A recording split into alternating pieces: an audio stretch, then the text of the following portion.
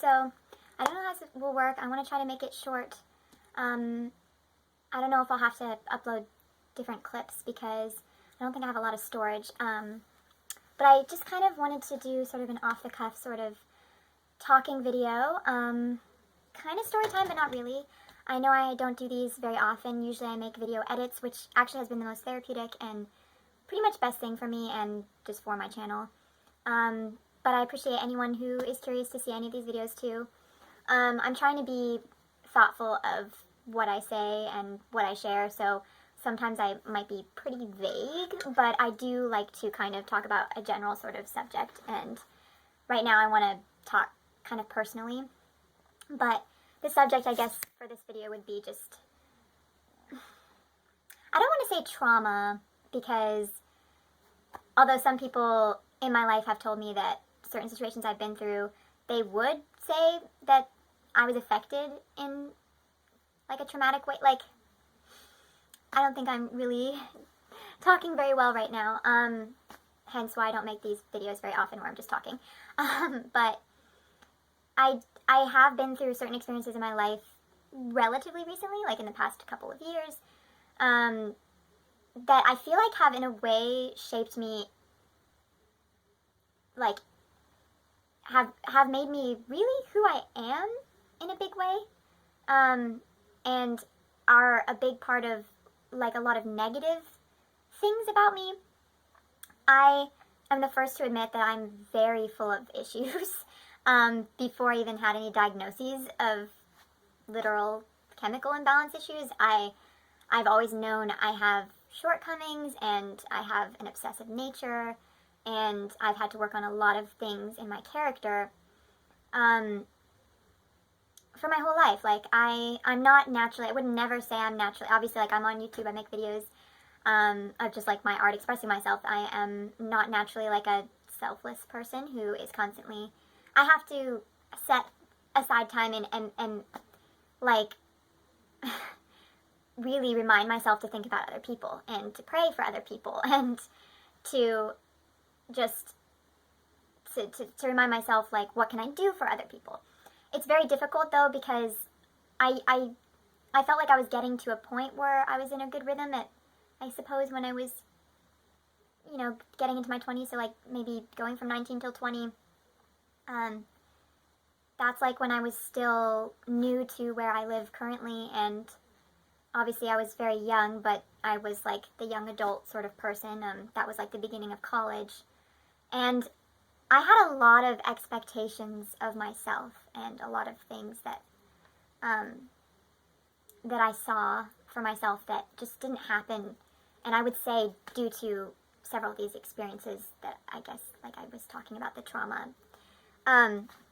But it has to do with friendship, and I know that anyone watching this, like, I feel like everyone at some point does at least experience, if not like a close friendship, maybe just like crappy people in general. I mean, you're really lucky if you haven't had a close friendship that, well, that you thought was a really close, genuine friendship that just like ended abruptly. And even after sort of thinking I patched things up here and there, like, I never really did. Because if you're not really rekindling a friendship, I don't really think that's a patch up as much as just giving a part of yourself like a way to let go of that person. The problem with my situation is a lot of people objectively would say, and I can say too, I could understand this point of view, which is that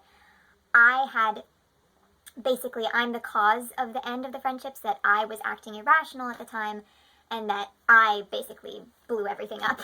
But when I process it, and sometimes when it comes up in my head, it's like an immediate trigger, and it's not, it's very difficult for me to remember it in a way where I was this villain. Like, so again, hence the selfishness in me, and like, I think that has a lot to do with only being able to see my perspective. I'm always working on seeing other people's perspectives. So for example, this thing happened a couple years ago, that I'm referring to with the fallout, I guess. Fallout is like one way of putting it, but again, sorry that this is vague. I guess this, again, I always say this, but this is more of a video diary than anything else. But if it helps anyone, if someone randomly clicks on it and they're like, I relate, that's definitely why I'm putting it out there. But it's definitely just a way for me to process. But anyway, the whole thing that had happened, when I remember it, I just remember being a person who was slightly unhinged. I was struggling with a lot of things that had happened before that.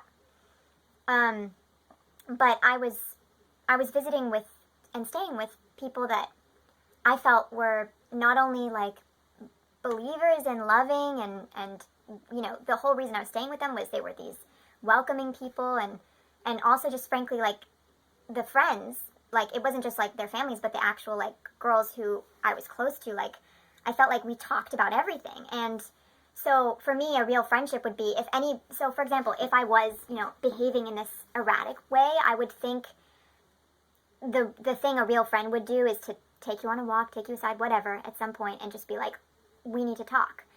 I need to tell you that I feel uncomfortable with this or whatever. And basically, it was 3 different friends in 3 different houses, and then ended up just like all landing and exploding at the last friend's house.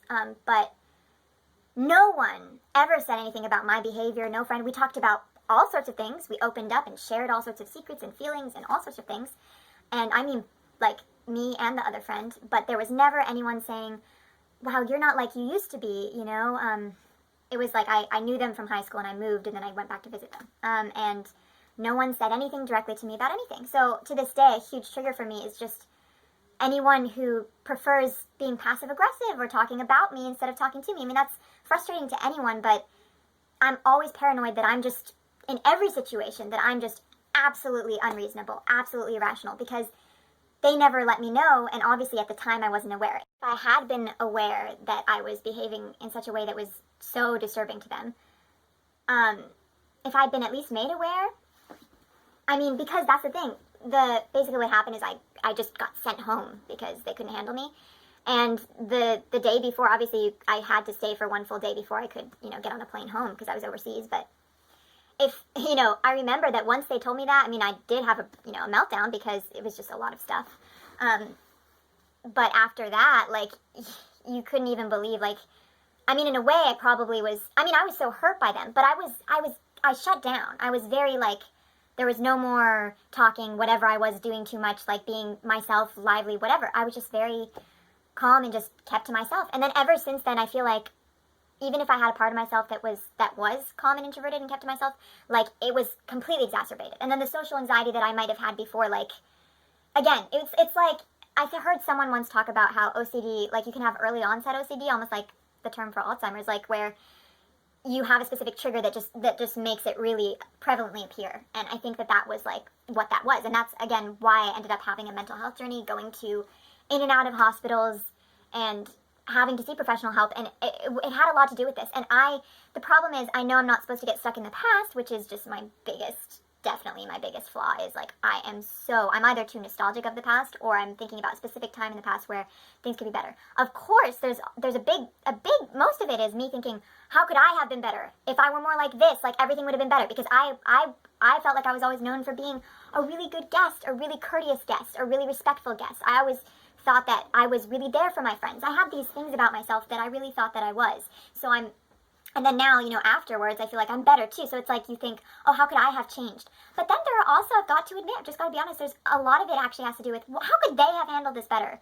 How could they have, you know, actually done better? So I guess maybe a marriage of both, like how could we have both done better? And I think the ultimate thing I learned was that if the communication sucks, the relationship sucks. Like, just point blank, like the relationship, any kind of relationship, it doesn't really matter whether it was me to my friend's parents, me to my friend, me to my boyfriend, any kind of relationship. If you are not openly and honestly explaining to people what's going on and communicating, then it's just not going to work. And the thing is, I am an oversharer, and I know I talked about all my issues and all my stuff to them. Maybe that was too much, but the thing is, like, I definitely wasn't unwilling to talk to people. And yeah, anyway, so I just wished that they could have said something. And some people have told me, well, they just didn't know how to handle. You were so off the walls that they just didn't know what to say to you. And then same thing with my family, like, sorry, so I'm filming on my computer now. The quality probably significantly changed, but I wish I just did this from the beginning because I wouldn't have to have, like, cut it up so much. But, yeah, my phone is just pathetic with space. Sorry, I do love you, phone, because I never wanted something super snazzy, and I don't do this very often, so it's not actually a big deal, but Yeah, I should have just filmed from my computer from the start. But basically what I was saying was that, um, you know, my family also says that, like, a big reason I even ended up in treatment in the first place was because, again, like, the same reason my friends just blew up at me and kicked me out was um, because no one knew what to do. No one knew how to handle. And that does make sense. It's very valid. And for my family, and like actually the way had so I would say that, in my opinion, how I'd acted post the actual traumatic event, which I would say was just being screamed at and yelled at and like kicked out of someone's house, where you think is a safe place, a safe zone, where if anything, people don't like it get to a point like that. They calmly talk to you. Even interventions are not people yelling and screaming. Anything. That would have been. Another thing was I was only staying there for 2 more days, and I kept saying, "Can I just stay for 2 more days?" Because they ended up just costing so much extra money, and like I could have just stayed for 2 more days. And of course, I was, as I said, very like subdued by the end. But you know, I just think it all comes down to the lack of communication. And like I said, I don't completely dispute the idea of people not knowing what to say or not knowing what to do. But yeah, what I was saying is that I would say that my behavior actually was way less manageable post that event. That my family actually had to deal with worse, and they did. And for like a couple of years, even following it, they had to deal with worse and worse and worse. Because I would say that all because of that. There was also a situation, which I'm not going to get into, that kind of, I think, was the reason I was acting that way at the friend's house in the first place. And that was more of like a like heartbreak sort of thing. Um, but see, that's the thing. The reason my previous friends didn't kick me out or anything is that, first of all, everyone knows that I'm very dramatic and emotional and all that. But second of all, like, as my father told me very often, like he doesn't even think I have a lot of diagnoses I have, which is a whole other subject. But mainly because he saw how he had been when he was young and he was heartbroken. He just saw it as just heartbreak. So I never really think of the other event as the trauma or the issue. I thought of it as just the normal heartbreak. But of course, I reacted in like an extreme way. But then I stay at 3 different friends' houses, and the first two. The other thing that's really frustrating about them is they had ended up writing a letter to my mom, like a long email about all the ways I was behaving horribly. But why didn't they just stop it from continuing? Why didn't they send me home? Or why didn't they just communicate with me? Again, I can't stress it enough. So I would be more understanding of my family not knowing what to do with me, because even if I was like very whatever at my friend's house, like the kind of behaviors I ended up using post that was worse. And I would say that I would chalk it down to that. And I would chalk it down to if they had just let me stay a couple more days, or even if they just kind of sat me down, and all my friends at one point were there, they could have just been like, Alexandra, like, whatever, and address it. And I'm not saying I would have necessarily handled it great, but it would have been way different. And I would even go as far as to say that I don't even think I would have even have needed treatment or anything. Um, because that would have been like the first kind of therapy session. I mean, I'm not saying I wouldn't have had therapy, but I don't know though. Like, I think the way people treat each other is a big indicator of how someone will respond negatively if you treat someone negatively. I mean, that just makes sense. That's just human. And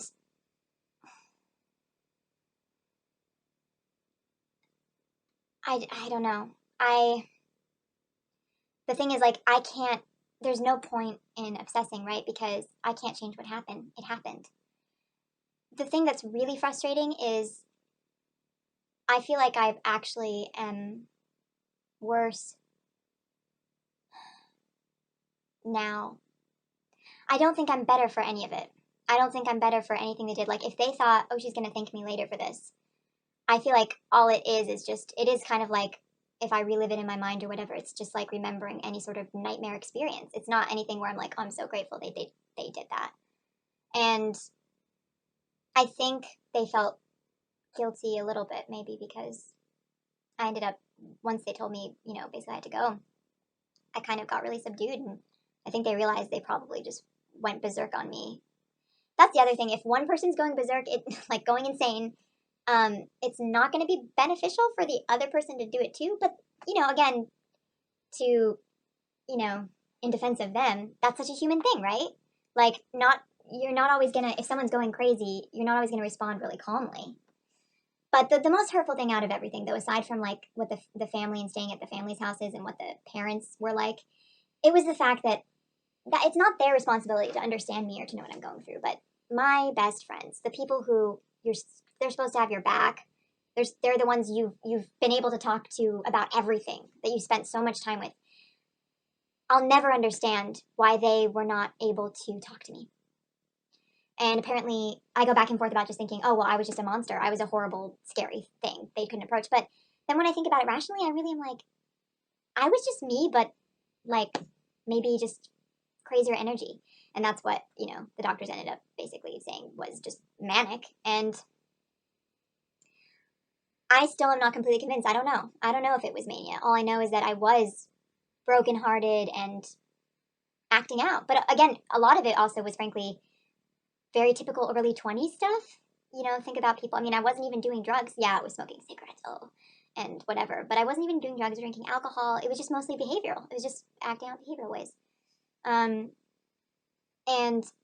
I know there were a couple moments when that's the other thing that's really upsetting to me is one of my friends, like even a couple days before I ended up getting sent home, we had like a heart-to-heart. We had like an amazing conversation. That's what's scary to me is how can we have that conversation and have like an opportunity. And I was calm. I was talking. I was actually listening. She told me a lot of things that I'll always remember.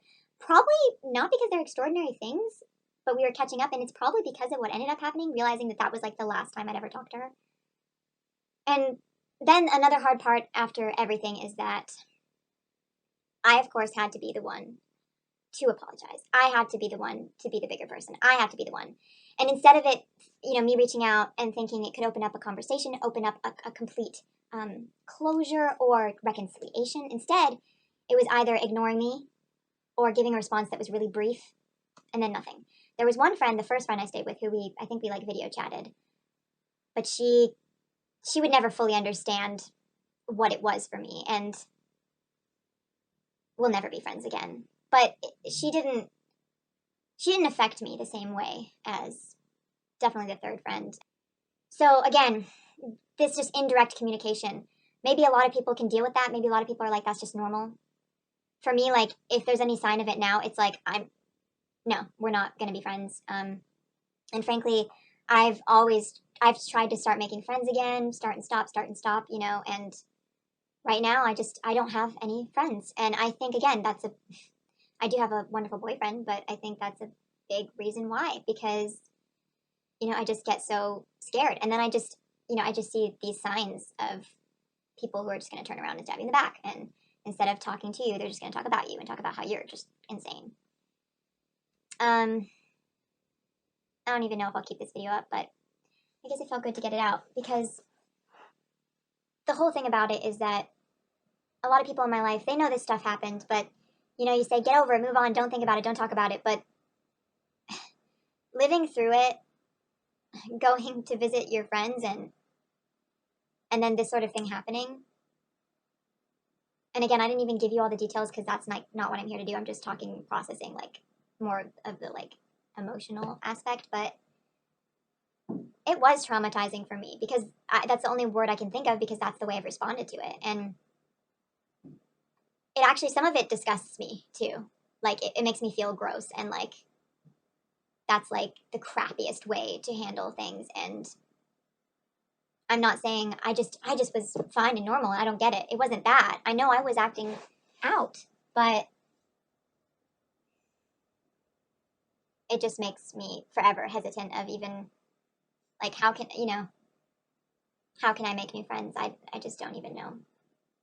And frankly, I guess, I mean, I do still struggle a lot, and I have major social anxiety, but I would say in a way I'm happier without it. Like, I'd rather just have my boyfriend and my family and kind of be just pushing forward than having a lot of friends that seem great and then end up just doing something that just makes you feel like, wow, you were never my friend. You weren't willing to talk to me. That's just the epitome of friendship. You should always just talk to that person.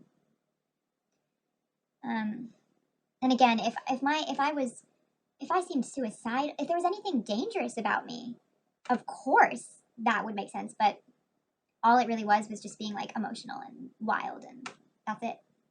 At that time, I didn't even think about self-harm or suicide or anything. I was just up and down. That's it. So